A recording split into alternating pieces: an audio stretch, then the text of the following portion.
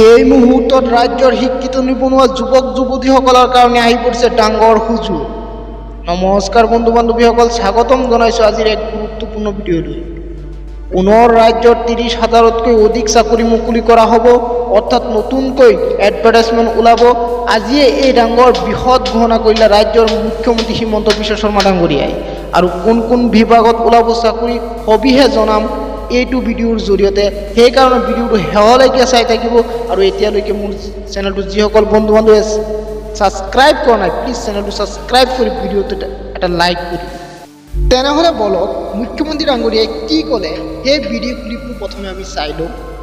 নিৰ্বাচনৰ সময়ত মই প্ৰতিশ্ৰুতি দিছিলোঁ যে আমাৰ চৰকাৰ শাসনলৈ আহিলে আমি 1 লাখ ল'ৰা ছোৱালীক চাকৰি দিম।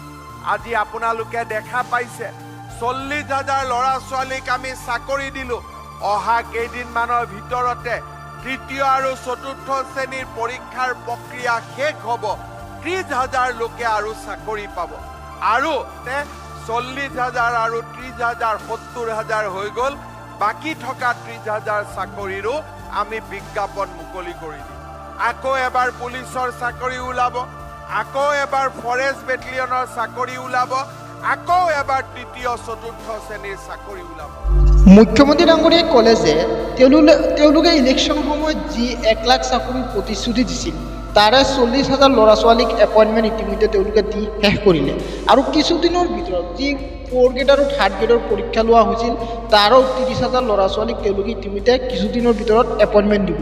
তেনেহ'লে আগতে দিছিল 40,000 আৰু এতিয়া দিব 30,000, মুঠ 70,000 ল'ৰা ছোৱালীক তেওঁলোকে এপইণ্টমেণ্ট দিব কিছুদিনৰ ভিতৰত।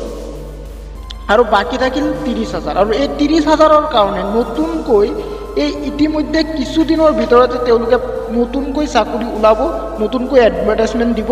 আৰু এই নতুনকৈ যি 30,000 পোষ্ট ওলাব, এই পোষ্টত থাকিব প্ৰথমে থাকিব আছাম পুলিচ, ফৰেষ্ট বেটেলিয়ান, তাৰপিছত মুখ্যমন্ত্ৰী ডাঙৰীয়াই ঘোষণা মতে 3rd গ্ৰেড আৰু 4th গ্ৰেডৰো পুনৰ এই 30,000ৰ ভিতৰত চাকৰি ওলাব। ভিডিঅ'টো ভাল লাগিলে লাইক শ্বেয়াৰ কমেণ্ট কৰিবলৈ নাপাহৰিব।